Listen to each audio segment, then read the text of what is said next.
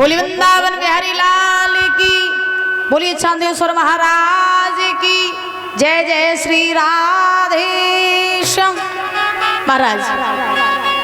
व्यासनंदन श्री सुखदेव जी महाराज राजा परीक्षित को समझा रहे हैं। राजन परीक्षित ये हरिश्चंद्र जो है ये त्रिशंकु के पुत्र थे, सूर्यवंशी राजा हैं। इनका शासन चल रहा है महाराज का अवध पे, अवध के राजा हैं। राजा हरिश्चंद्र की पत्नी है जिसका नाम है तारा।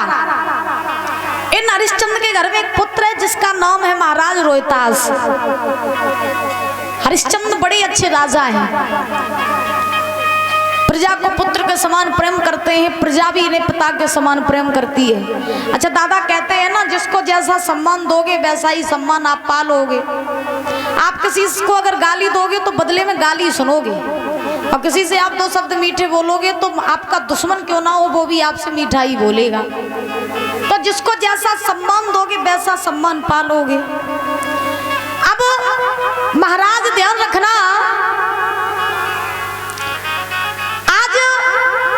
राजा हरिश्चंद्र की पत्नी है जिसका नाम है तारा।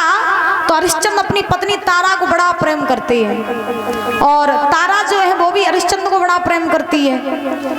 हरिश्चंद्र के घर में किसी चीज की कमी नहीं है। अच्छा राजा वही अच्छा होता है जो प्रजा का भला चाहे, राजा वही अच्छा होता है जो महाराज अपनी प्रजा को पुत्र के समान देखे ना। आजकल के तो राजा आप देख ही रही हो कैसे हैं, पहले वो अपना पेट भर रहे हैं फिर बाद में प्रजा को देख रहे हैं। हाँ, आजकल इंसान स्वार्थी ज्यादा हो गया है, फिर चाहे वो महाराज राजा हो, चाहे महाराजा हो, चाहे अमीर हो, चाहे कोई हो।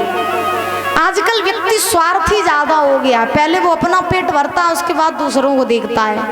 पहले क्या होता था, पहले के जमाने में कि अगर महाराज पड़ोसी नमक रोटी खा रहा है, हमने देख लिया कि अगर वो नमक रोटी खा रहा है तो महाराज हम उसे अपना भोजन दे दिया करते थे।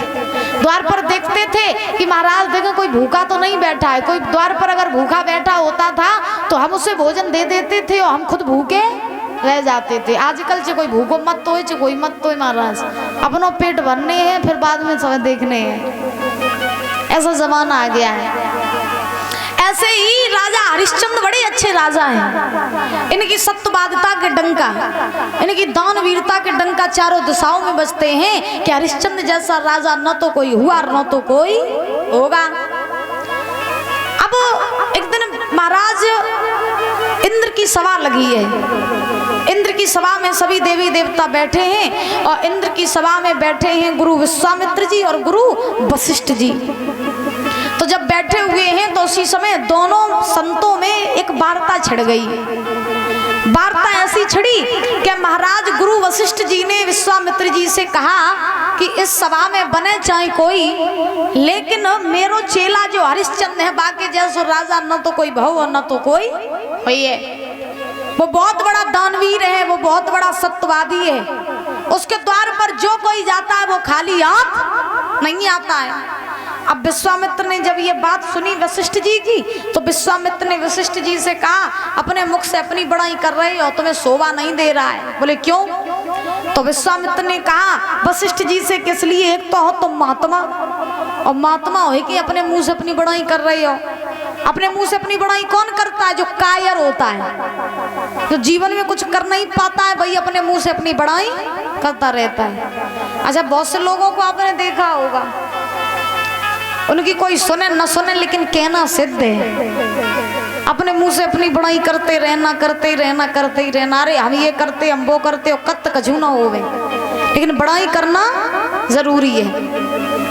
ऐसे ही विश्वामित्र ने वशिष्ठ जी से कहा कि तुम अपने चेला की बड़ाई कर रहे हो।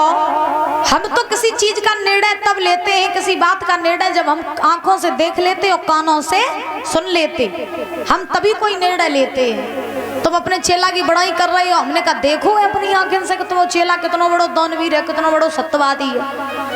तो वशिष्ठ जी बोले तुम कहना क्या चाहते हो विश्वामित्र? विश्वामित्र ने कहा कहना हम ये चाहते हैं कि हम तुम्हारे चेला की परीक्षा लेना चाहते हैं, तुम्हारे चेला की परीक्षा लेना चाहते हैं। तो वशिष्ठ जी ने कहा परीक्षा लेना चाहते हो तो परीक्षा ले आओ जाके। तो जब कहा कि परीक्षा ले आओ जाके, तो विश्वामित्र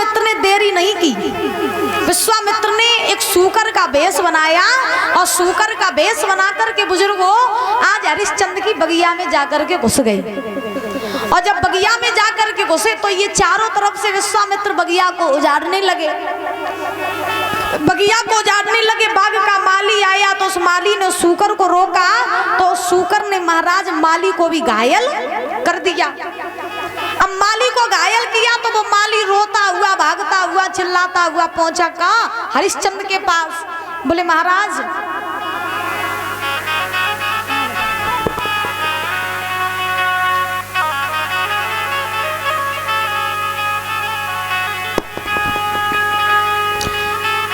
वृंदावन बिहारी लाल की। महाराज ध्यान रखना आज वो माली जो था वो रोता हुआ चिल्लाता हुआ भागता हुआ आज पहुंचा कहाँ? हरिश्चंद्र के पास। हरिश्चंद्र ने माली को देखा तो देख करके हरिश्चंद्र ने पूछा कि क्या बात है माली, तुम रो क्यों रही हो और ये तुम घायल तुम्हें किसने कर दिया?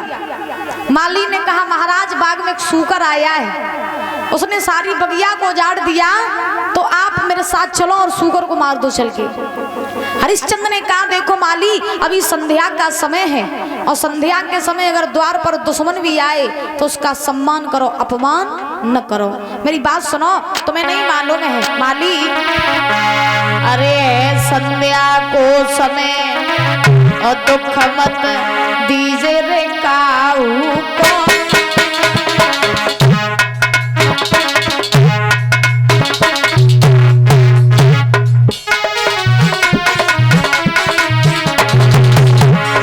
हरिश्चंद्र ने माली से कहा माली मेरी बात सुनो, अरे संध्या को समय दुख मत दीजे रे काऊ।